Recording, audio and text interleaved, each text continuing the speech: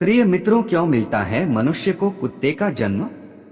नमस्कार दोस्तों, स्वागत है आप सभी का आज की इस बेहद ही ज्ञानवर्धक वीडियो में। दोस्तों, लिए जानते हैं कि मनुष्य को कुत्ते, बिल्ली, सांप का जन्म क्यों मिलता है। आखिर ऐसा कौन सा कर्म मनुष्य ने किया जिस कारण उसे कुत्ते का जन्म मिलता है। प्रिय मित्रों, अब मैं आप सभी से निवेदन करना चाहूँगा कि यदि आप हमारे चैनल को पहली बार देख रहे हैं तो चैनल को सब्सक्राइब जरूर करें और कमेंट में जय माता दी जरूर लिखें। दोस्तों, आइए जानते हैं, चलिए माता रानी का जयकारा लगाते हुए आज की वीडियो को शुरू करते हैं।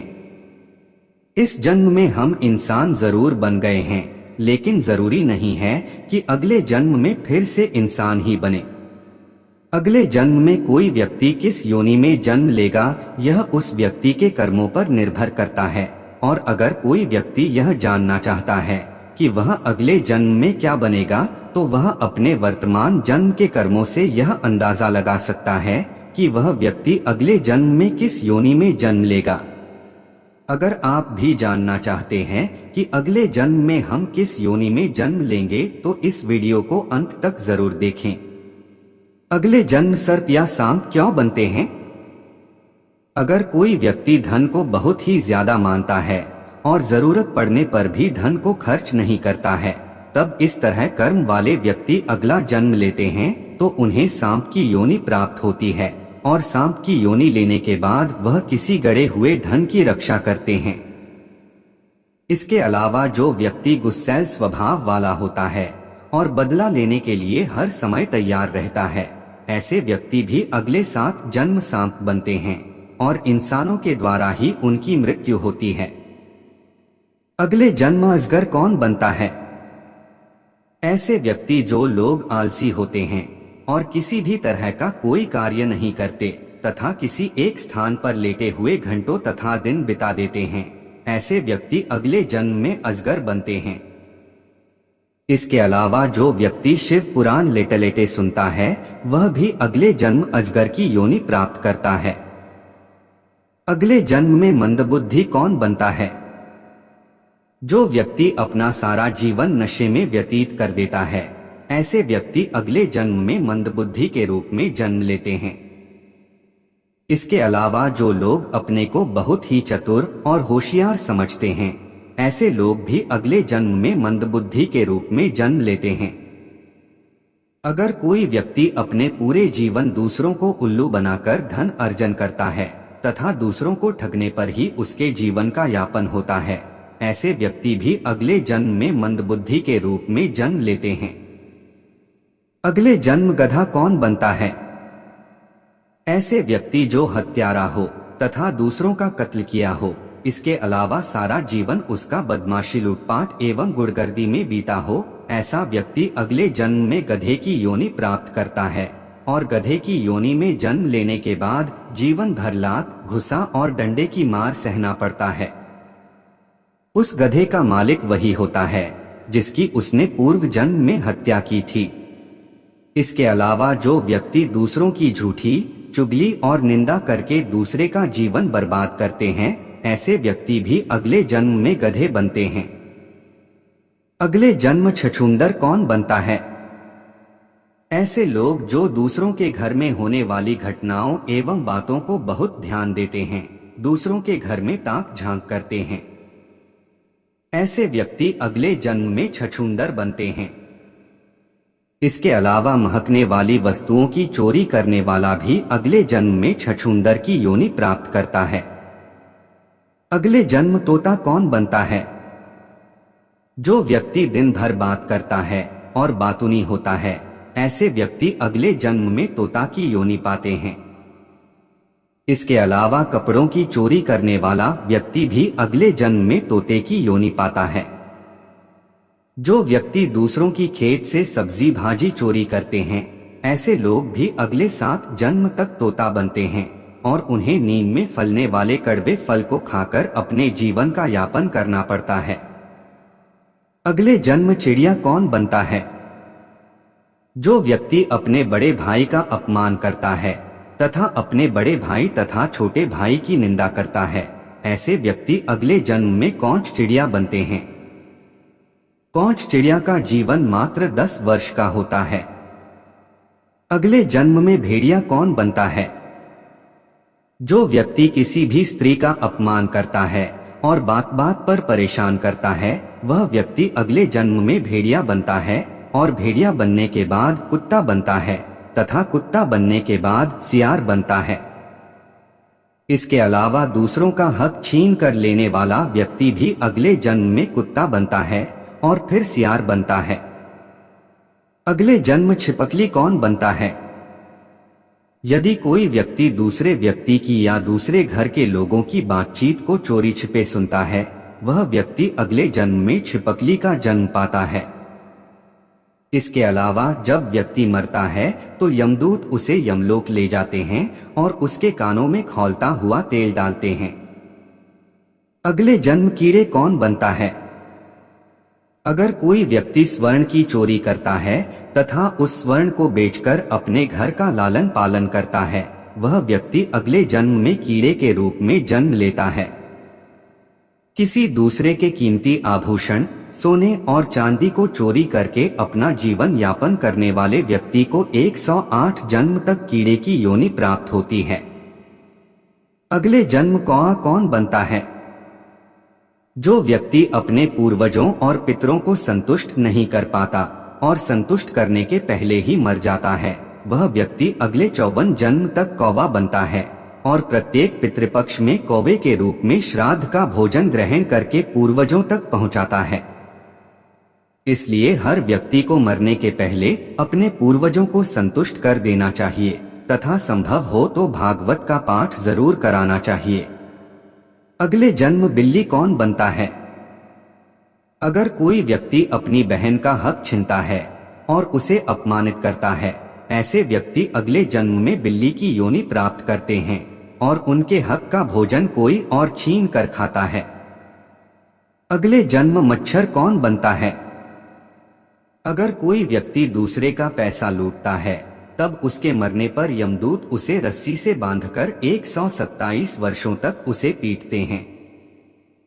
फिर उन्हें 108 जन्म तक मच्छर का जन्म लेना पड़ता है। अगले जन्म कबूतर कौन बनता है?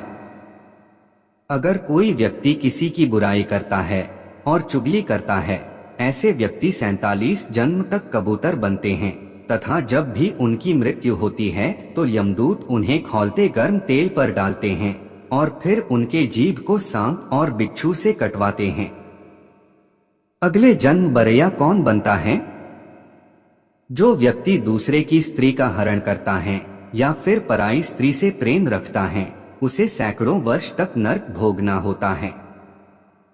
नर्क के रक्षक उसे खौलते तेल से नहलाते हैं और फिर उसके शरीर में नमक से मालिश करते हैं। दूसरे की स्त्री पर बुरी नजर रखने वाला तथा दूसरे की स्त्री से प्रेम रखने वाला व्यक्ति अगले जन्म बरैया बनता है। कुत्ते का जन्म क्यों मिलता है? गरुड़ पुराण किस कर्म के कारण कुत्ते की योनि में जन्म होता है?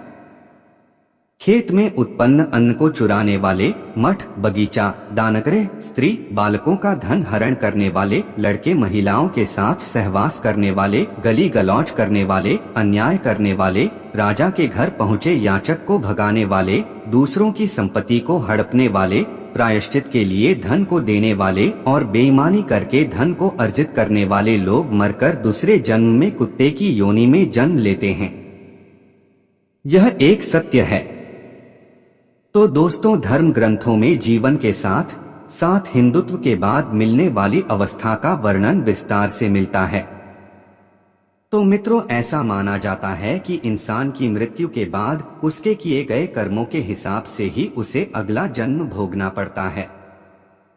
यदि मनुष्य के पाप ना के समान हो तो उसे इस धरती पर दोबारा जन्म लेना नहीं पड़ता है, क्योंकि वह मोक्ष को प्राप्त हो जाता है।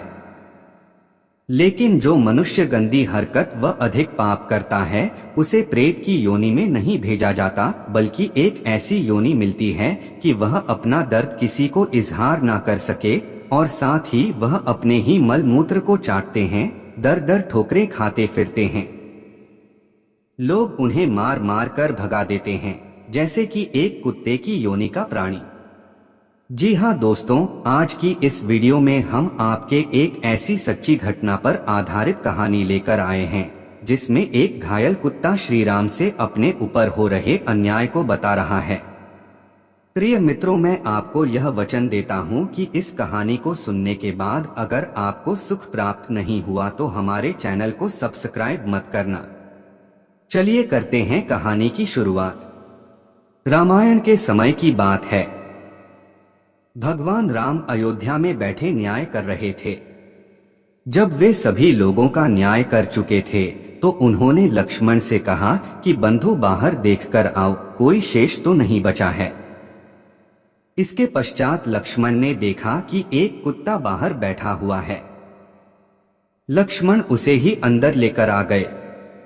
भगवान राम ने कुत्ते से पूछा कि तुम्हारे पूरे शरीर पर घाव लगे हुए हैं, यह सब किसने किया? उसे कठोर दंड दिया जाएगा। कुत्ते ने कहा, प्रभु, एक भिखारी ने उसे बिना किसी कारण बहुत मारा है। श्री राम ने भिखारी को प्रस्तुत करने का आदेश दिया। जब भिखारी राजा राम के सामने आया तो भगवान राम ने कहा कि जो यह कुत्ता कह रहा है, क्या वह सत्य है? क्या तुम अपना जुर्म कबूल करते हो?